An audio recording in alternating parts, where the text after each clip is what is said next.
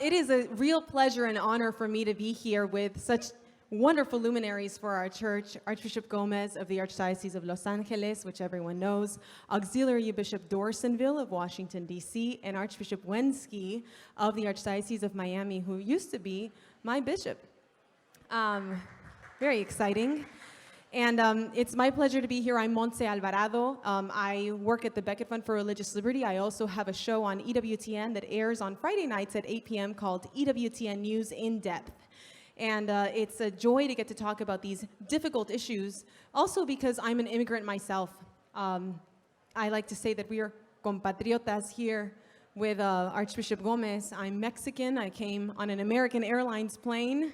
Don't get any ideas about how I came to this country, and became a citizen in 2008. And it was a choice that I made because I fell in love with the Constitution. I fell in love with the rule of law, the idea that this is a country of opportunity and one that gives you everything that you need to flourish and prosper if we can keep it. And if we can encourage other people who come to this country to understand the great blessing that it is to be in a society that has Judeo-Christian roots. So I want to get started by asking a very simple question that I think I'm going to get three probably similar answers to. When we think about immigration, when we think about the other, when we think about the foreigner, where does that come from in church teaching? Why do we believe this, and why is it important? Good evening to everyone. Thank you, Monse. Obviously, it's God's plan for creation. So I think God created the human person, and we all are brothers and sisters in Christ. It doesn't make any difference where we were born or what it is our country, what are the borders or the place where we were born. So I think the foundation of our teachings of the Catholic Church on immigration are based precisely on that, on the fact that we are children of God. I will add to the answer of Archbishop Gomez the importance nowadays more than ever, which is the respect of the human person since the beginning of his or her existence until the end, at the time of his death. Therefore, immigration, more than immigration, immigrants, because immigration is a service. Immigrants is a person, and has the right to bring us what beauty, as Archbishop Gomez says, is the creation of God, and how we are called to love each other and to respect each other in the presence of God, our Lord.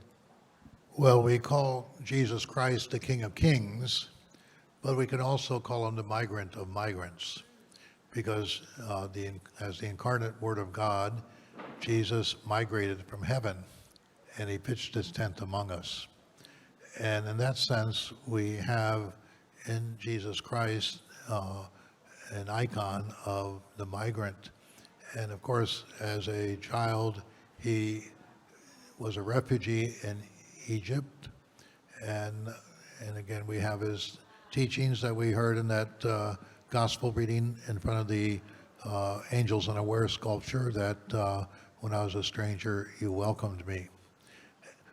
In the instructions that they give to bishops in canon law and in other manuals that they give to bishops on what our job is supposed to be, and it's an impossible job description, by the way, but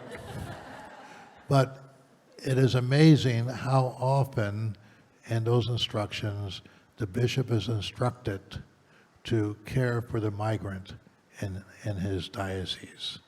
And so this is one of the important parts of our ministry as bishops, is to minister to the migrant in our midst. And we do so because, again, Jesus is the migrant of migrants. So then let's talk about this administration and the issue of Cuba. Coming from Miami, it's something that obviously is very important to me, thinking about communism and the horrific violations of human dignity and human rights that happen under those regimes. Pope Francis recently came out and said something that I thought was really instructive, and I'd love your comments on.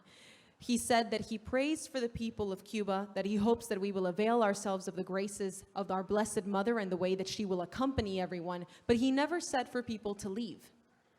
Our church is a church that respects borders and the rule of law.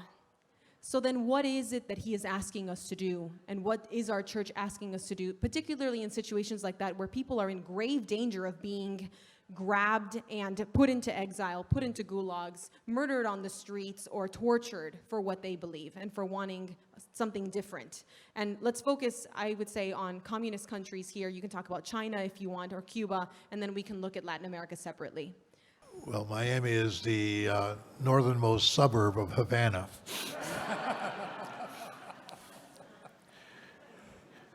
And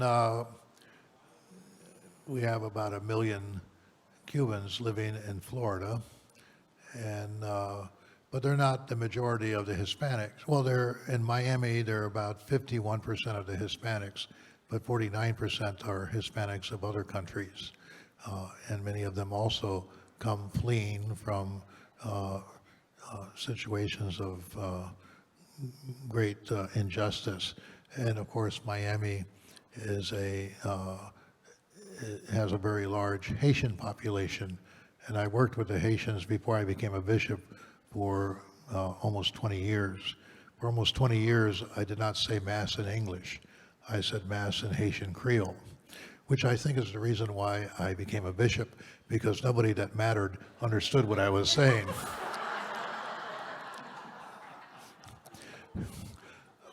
But going on Bishop Dorsonville's point about the immigrant being created in the image and likeness of God, we can go back to Pius XII. Pius XII, pre-Vatican II, okay? Pius XII, in a document called Exul Familias, set out teachings on the church's response to immigrants.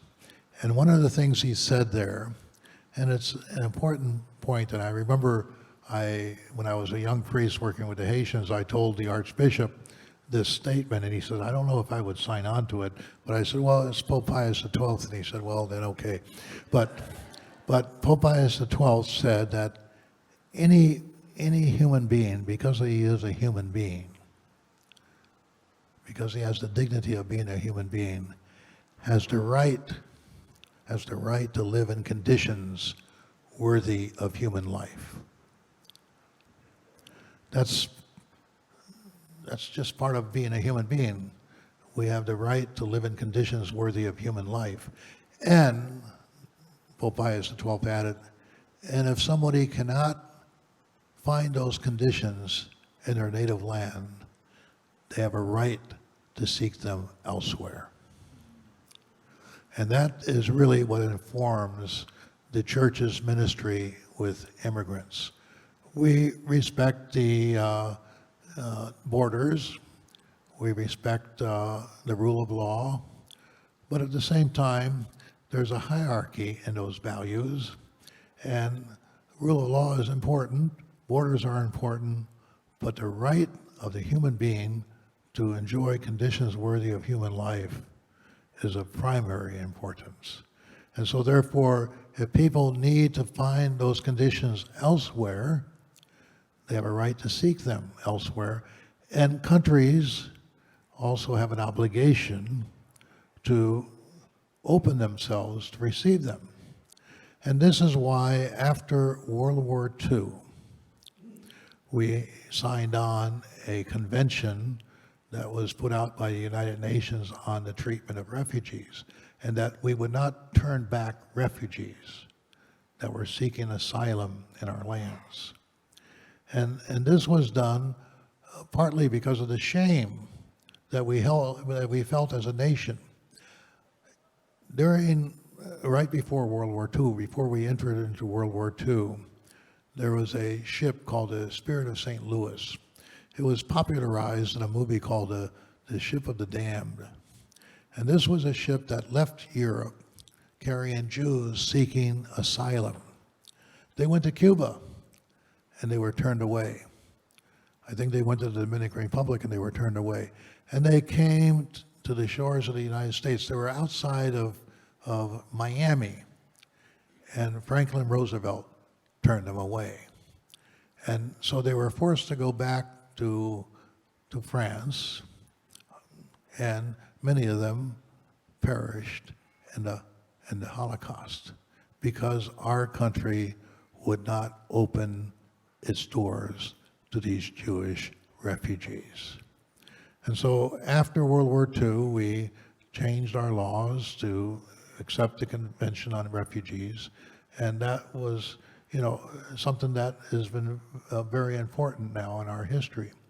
We have refugees, we have immigrants, but again, the underlying value or virtue, if you will, is the dignity of the human person. And if a person, has a right to find conditions worthy of human life in their own country, but if they can't, then they have to seek them elsewhere. And that explains why we see people fleeing Haiti, fleeing Cuba, fleeing Colombia, Mexico, fleeing Eastern Europe, and Vietnam, etc. And over the years, we have, for the most part, after World War II, in the most part, we have opened our hearts and our doors to receive these people looking for conditions worthy of human life. And our generosity towards these people has been well rewarded. And we see this in the Vietnamese populations of our nation. We see this in the Cubans. The Cubans, one of the most successful immigrant groups in the history of the United States. We see this even with the Haitians. People that could not succeed in their own country because of many real problems of injustice could come to a foreign country like the United States, and because of our rule of law and because of our equality of opportunities, have been able to build lives for themselves and at the same time benefit the larger community. I want to double down just on one point, which is about the right of people to stay where they are and how far our church is supposed to go in helping to establish those conditions. If we think about the Middle East and the Nineveh Plains and the Middle Eastern Christians who are so heavily persecuted, who are fighting for their right historically to stay in the lands that belong to them, what is our responsibility, Bishop Dorsonville, if you're willing to talk about that? What's our responsibility as a church? Yes, to receive them, but also to help them stay and to build their homes there. There is a document produced by the conference on 2003, Strangers No Longer, where emphasizes the right of a person to remain in their homeland, and that's extremely important. Enlightened by that message of the USCCB, we have taken that as a big priority with the Committee on Migration and Refugee Services in the conference by jumping up to invite people to go deeper in the analysis of the causes of migration, which is extremely important. One, we identify that, as you said, Montse, violence, sometimes lack of opportunities, danger, poverty, political corruption.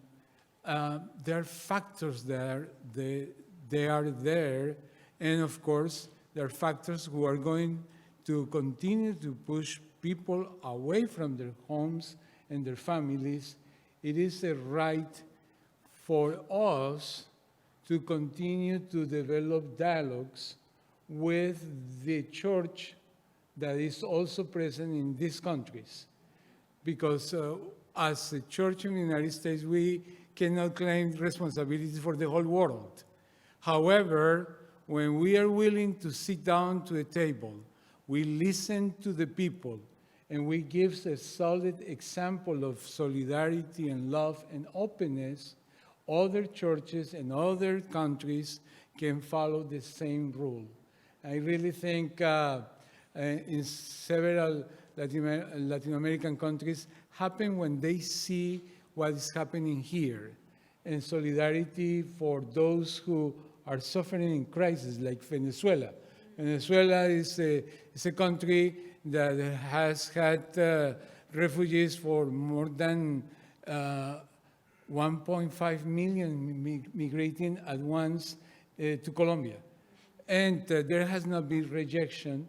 And I guess that that's something that is important for us to know. Is only the government? No, the church is right there at the border, as we are here in the United States at the border for those who are admitted.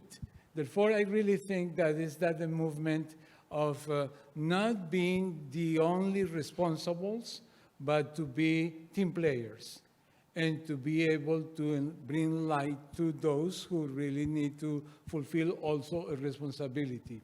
Speaking in DC 2 years ago with a delegation of bishops from El Salvador, I proposed to them not only to have this program in their parishes as welcoming those who were deported, but also to begin to implement some lines how they shouldn't go trying to get like the American dream, which today is the American nightmare. Then I guess by promoting in their own countries their own dreams, I really think that that's extremely important.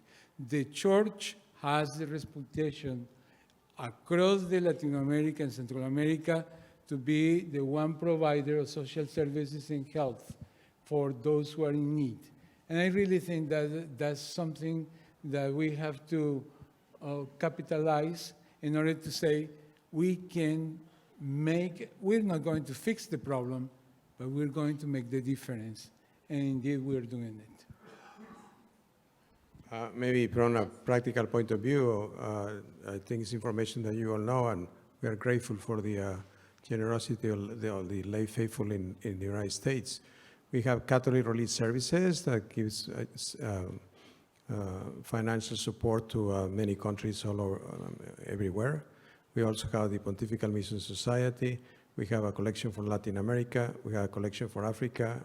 We have a collection for Eastern Europe. And all of that finances come from the generosity of lay faithful in the United States. So that's one way in which practically we are helping people all over the world. Archbishop Gomez, I have a question for you then. We've talked about issues in countries that are in crisis where people need to leave, different strategies that we can use to encourage people to stay in their home country and to not have to leave and pursue a good life elsewhere.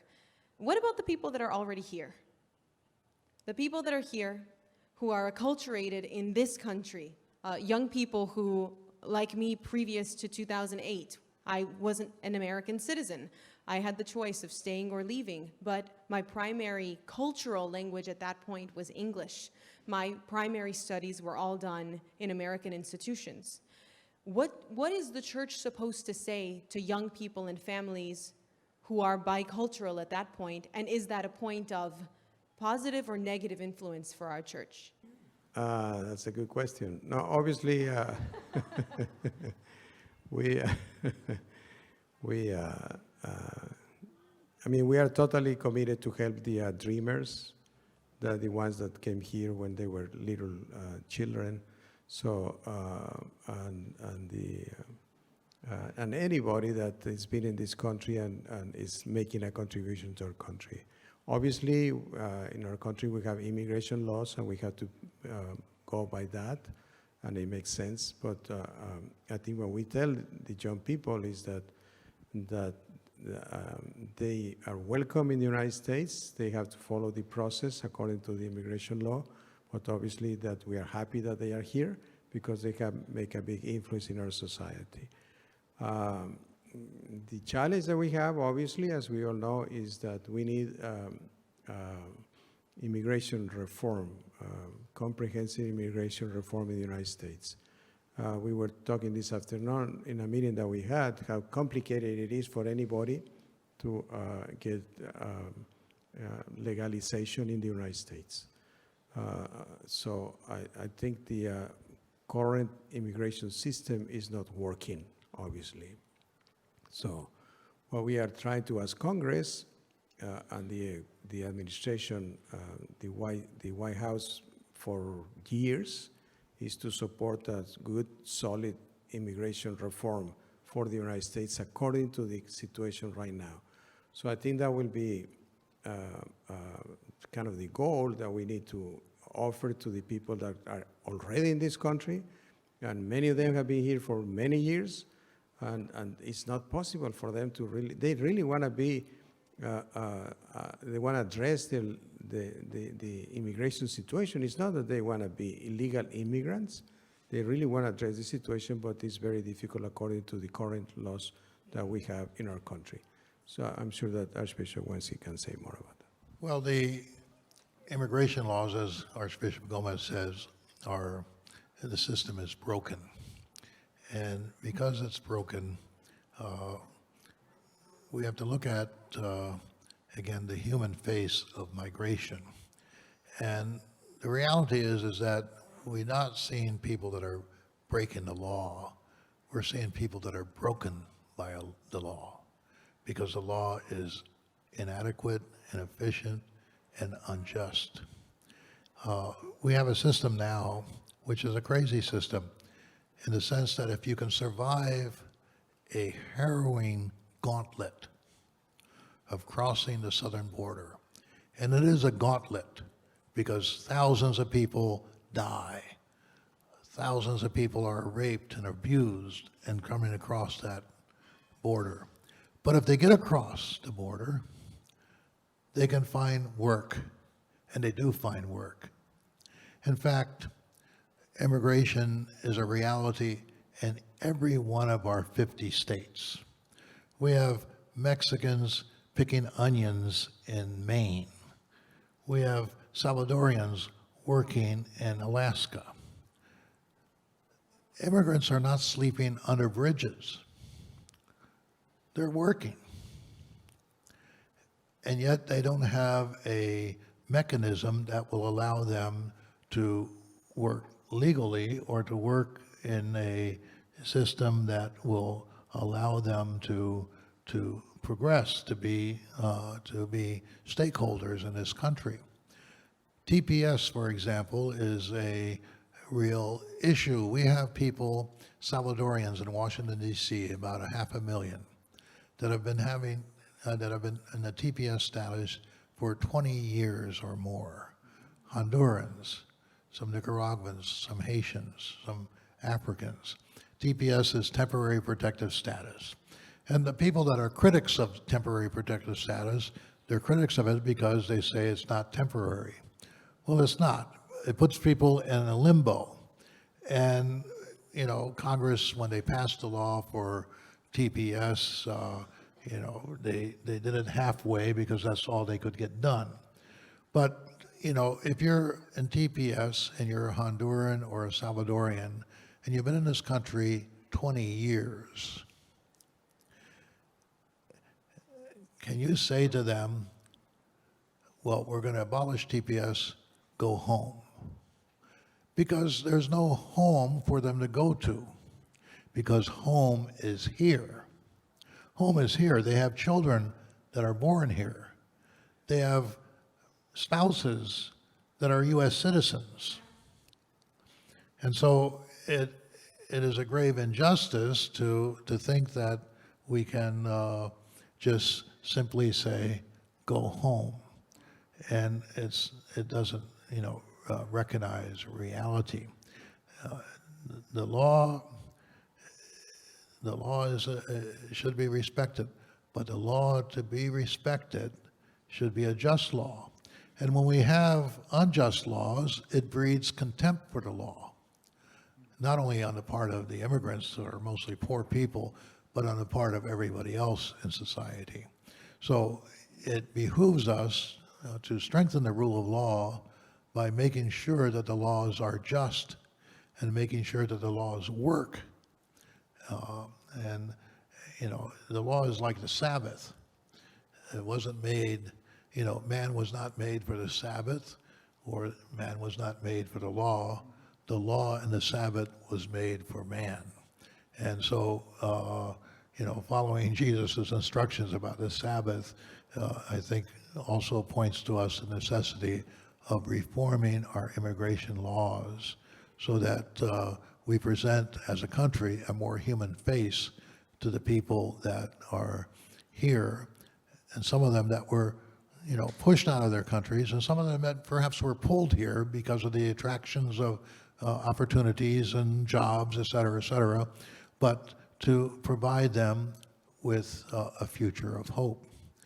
And the church has been accompanying migrants, as part of our history since the time of Jesus, but also the history of this nation. Every Catholic in this country is only a generation, or maybe 2 generations, if that much, removed from the immigrant experience. When this country was established 244 years ago, Catholics were a small minority. The Catholic Church grew because of immigration. My father immigrated from Poland, so I'm very close to the immigrant experience. But every one of us here, I'm sure, if it wasn't your parents, it was your grandparents. And if it wasn't your grandparents, it was your great-grandparents. But we're all children of immigrants. And so as Catholics, we should have a certain empathy towards the immigrant. We should have a certain empathy because the experience is very close to our own experience.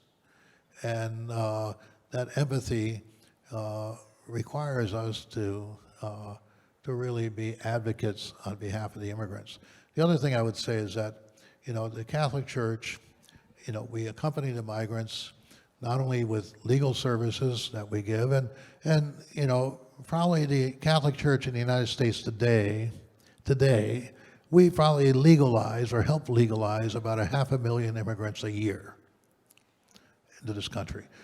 In Miami, I have a Catholic Legal Services. I have 35 lawyers working full-time. We see 1,500 immigrants every month providing immigration services to them. And so many of them have no solutions that we can offer them because there's no solutions in law available to them. But we work with them, legally. We work them in our parishes. Many of our parishes have ESL classes for immigrants. Many of our parishes are outreaching to immigrants. But we're also providing worship services, community services. And it's very important that, people, that might feel like an outsider, they feel they don't belong when they get on a bus, when they go to their work, they're told that they're a foreigner, they're an outsider, they don't belong. It's very important that when they get to the church, when they get to their parish,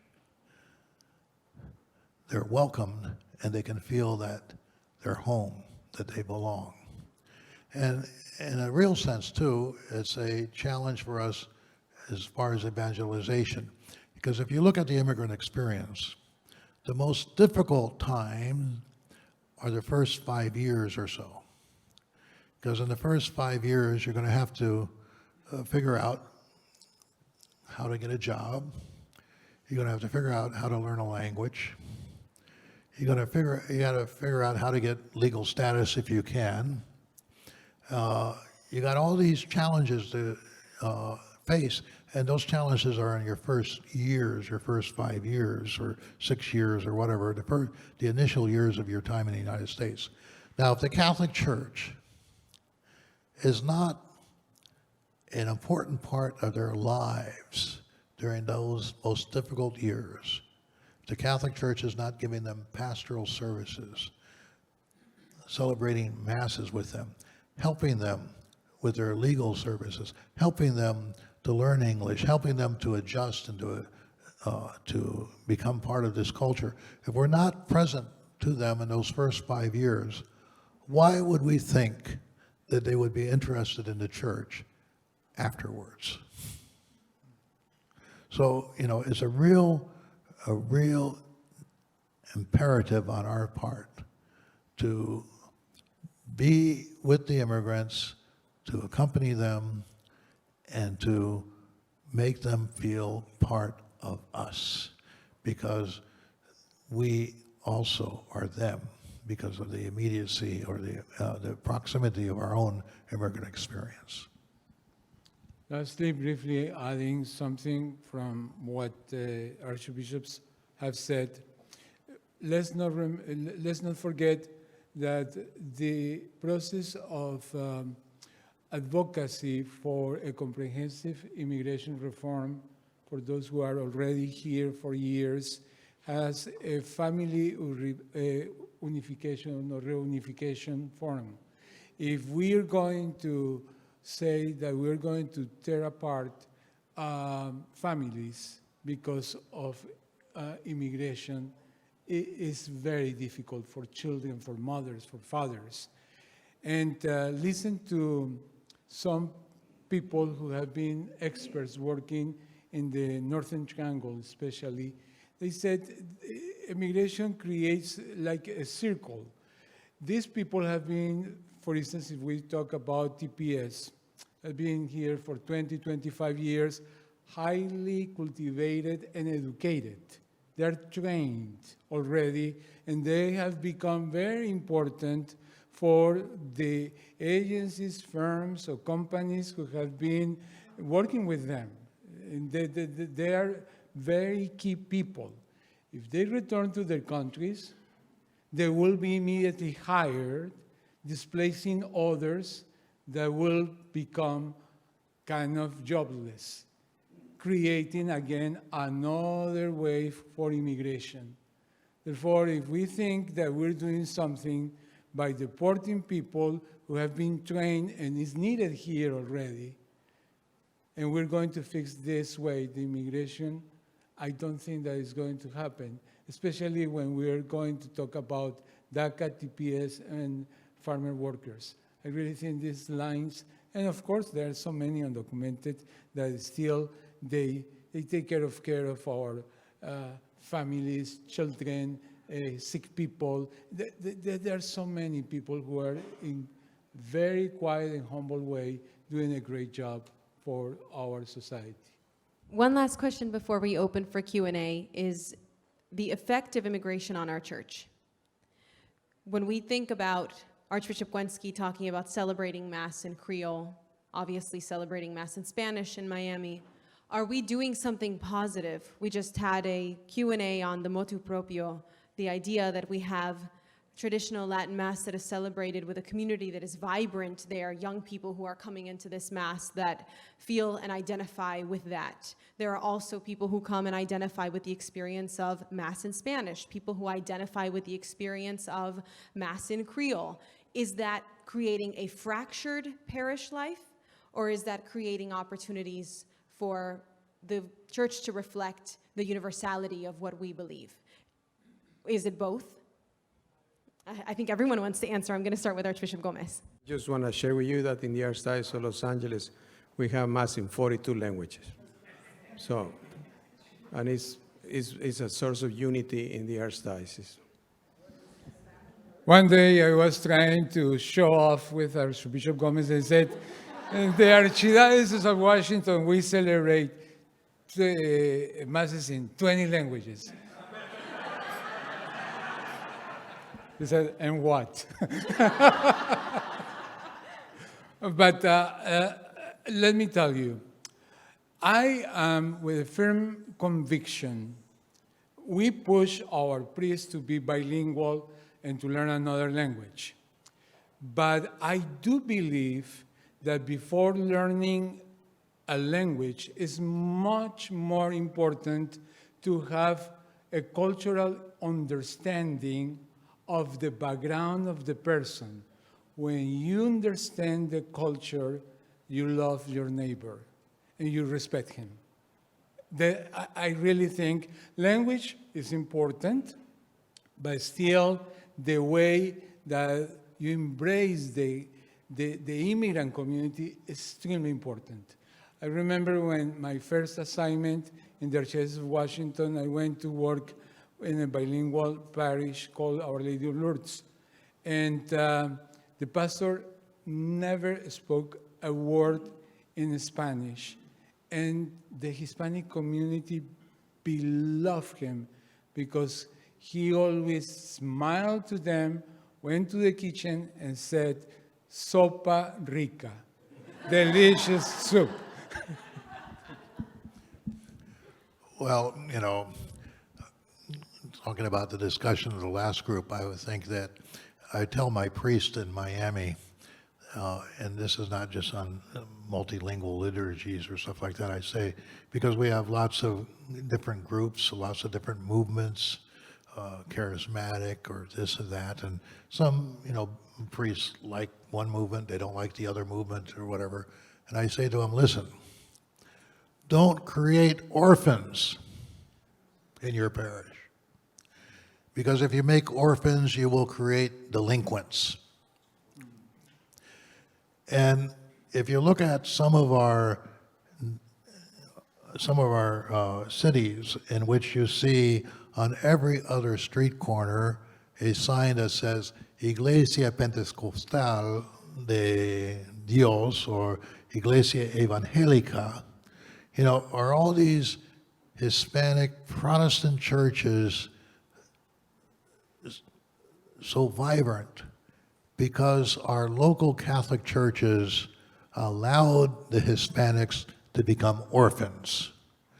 And because they were orphans, they became delinquents, former Catholics. And so I tell, again, the thing is that the church, if you ask any little child, what is the church? And they'll say, it's God's house, right? If the church is God's house, then every child of God should feel at home in his Father's house. And the best way to make a child feel at home in their Father's house is to speak their mother's tongue. So that's why language ministry is so important and vital. And when a pastor would tell me, I don't want to start a Spanish mass because that would divide the parish, and I would say, well, how many masses do you have in your parish? He says, I have 6. And I said, do 6 masses divide your parish? No. Then why would 7 divide your parish? Because of the language. It doesn't work that way. So I think,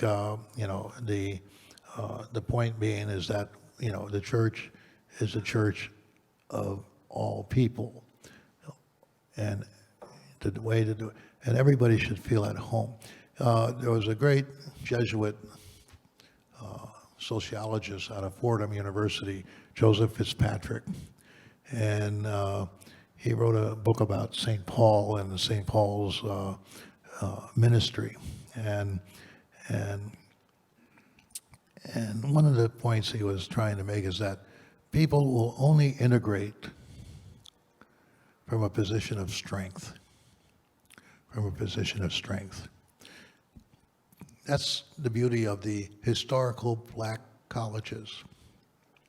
The historical black colleges gave the African American community the position of strength for them to integrate. And those historical black colleges still have a role to play. But nobody is saying that every black child has to go to a black college. But those communities created that position of strength. And so Hispanic masses, Hispanic communities, Hispanic parishes offer that position of strength to that community because we integrate not just as individuals, that's, the American individualism that we, say, but we integrate as communities, as families. And we have to allow people that position of strength. Because if you don't, then you'll marginalize them. And marginalized people don't integrate. they stay out on the side. So, that's, and that's another reason why we need immigration reform. Because one of the things that we're doing now, having over 20 years working at immigration reform, having 11 million immigrants without legal status in this country, what are we doing? We're recreating Jim Crow. We're recreating Jim Crow. And Jim Crow was, the anti-black legislation in the South that created a black underclass. And we're still paying for the consequences of that today. And by having another group of people disenfranchised in a new underclass of illegal aliens, it doesn't help them at all, but it doesn't help the broader American society. Just like Jim Crow hurt the blacks, definitely, but it hurt everyone else too. So just so that everyone else can hear what the question is, what can we do as Americans to help immigrants integrate in American society in a good and healthy, positive way? Any takers?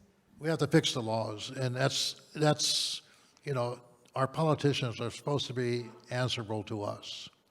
And basically, the laws are made in Congress. And we have this issue with DACA, which, President Obama said that he didn't want to do it because it was illegal, unconstitutional, but then he did it. And now, the judges are saying it's unconstitutional. And so everybody's left out to hang dry again. But Congress has to fix it. But Congress has to fix it, and they'll fix it if we tell our Congress people to do it. But in the past 20 years or so, because the House of Representatives is reelected every 2 years, immigration becomes a wedge issue. And it's a wedge issue that is abused and used and abused by both parties.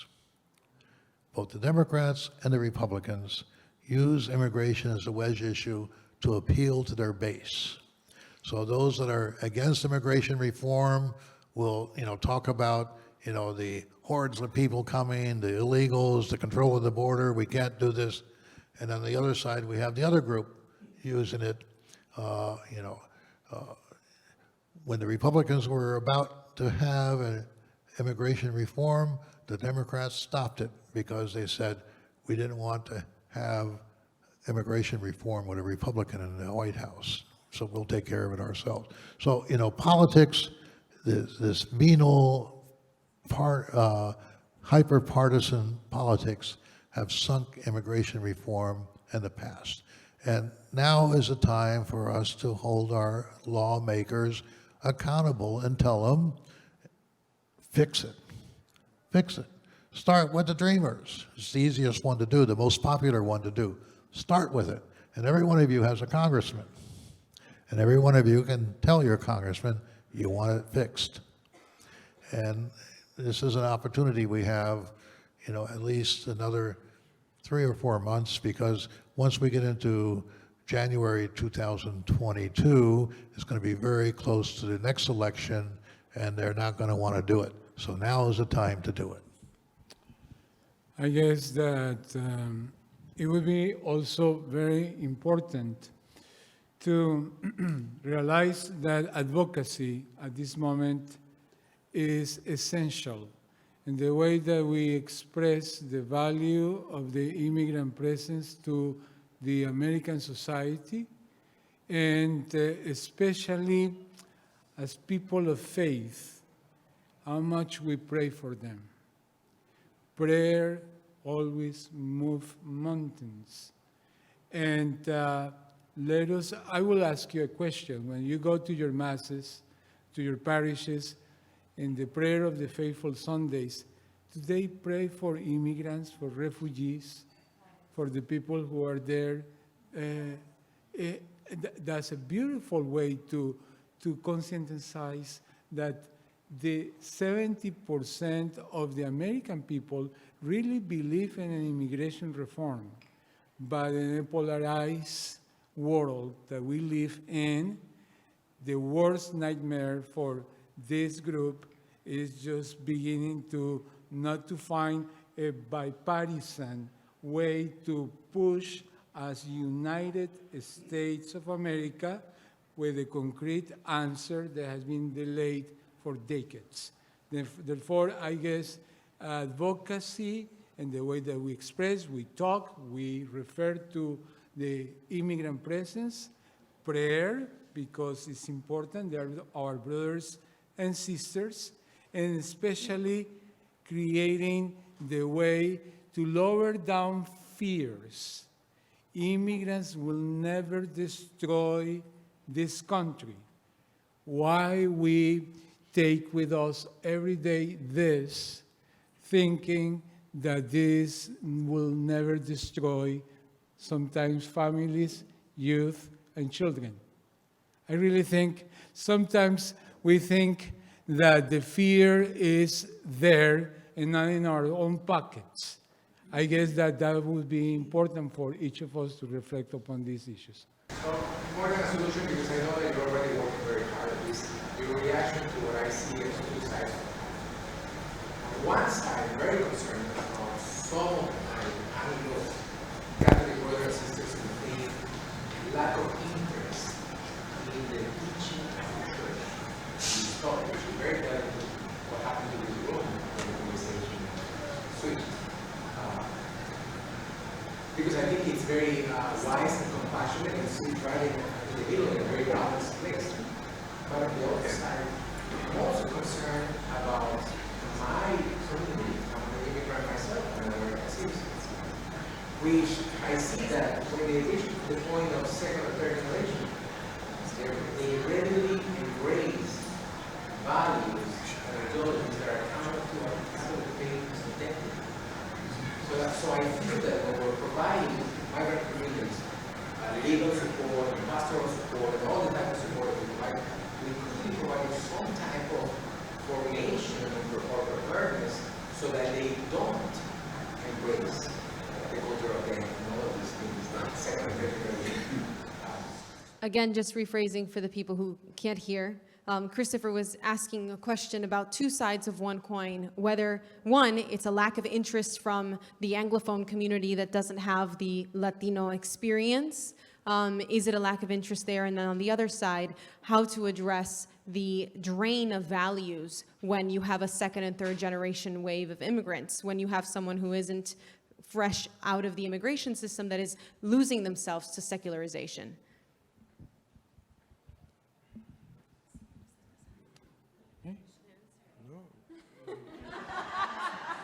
Well, they know better, so. You know the answer. So, first of all, historically, that's what has happened to every community coming to the United States. I think as they become more comfortable in the country, then religion becomes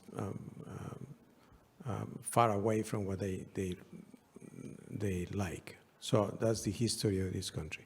Secondly, I think there are many organizations, as you know, like the Catholic Association of Latino Leaders, the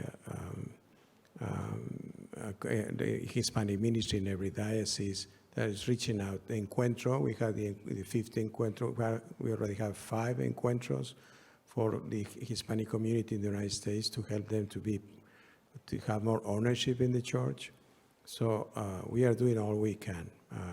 I think that's the reality of what, but I know my brothers probably have more practical things. Just following Archbishop Gomez's point, Encuentro, the 5th Encuentro, the national encounter on Hispanic ministry, there was, out of all the recommendations, 3 who are very powerful to answer your question.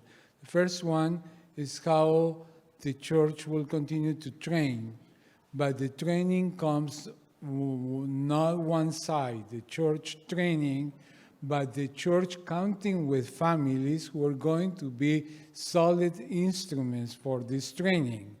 Then that's why Encuentro says we have to take care of formation, but also families, and how important for immigrants is to see the shepherds, the pastors, the bishops, walking with them hand by hand in this process, painful process, which is no more poverty than being faceless and voiceless, invisible.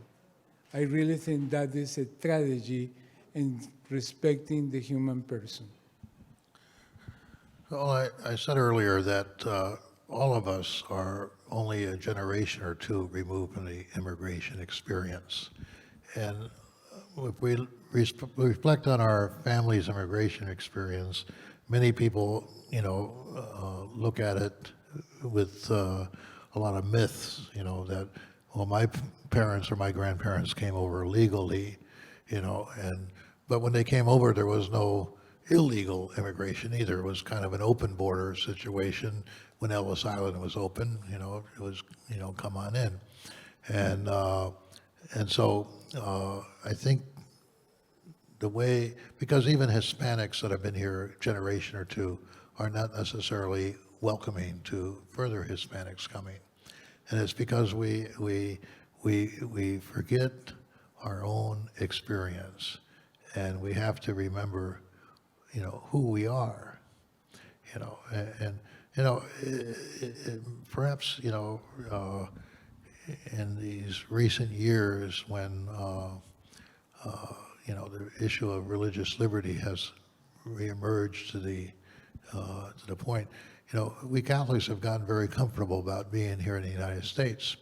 But we have to remember that, for most of the history of this country, Catholics were discriminated against and not liked by the Protestant majority. But what enabled us to survive was the Constitution, the First Amendment, and so even though we might not have been liked or we'd been suspicious because of the Pope, and this and that, we were able to build our parishes, build our schools, build our hospitals, build our institutions, and prove that we were good Americans. When World War II came, the Catholics were overrepresented in the armed forces, and today Catholics are overrepresented in the Congress. We're overrepresented in Congress. So we have to remember our roots. We have to remember, who we are, and the fact that we were always outsiders in this country. And if we remember that, we can have perhaps a little bit more empathy for the outsiders that are just arrived in the past few years, and to see ourselves in them and allow them to see themselves in us. Thank you. For some of us, it's not that we came from outside. My mother's family has been in the United States since 1805. So it's not that we cross the border, but the border crosses us. So it's a different reality. Well, I want to thank you so much for this conversation. I know that for me, it's not policy that kept me in the church. It was the witness of one family that took my family on and was there for me when I would say those who hate the church were trying to veer us in the wrong direction. So I would answer Steph's question by saying it's definitely a policy issue, but I think it's right here in this room, the people who are going to go out and find one immigrant family that they want to mentor and keep in the church. Thank you so much.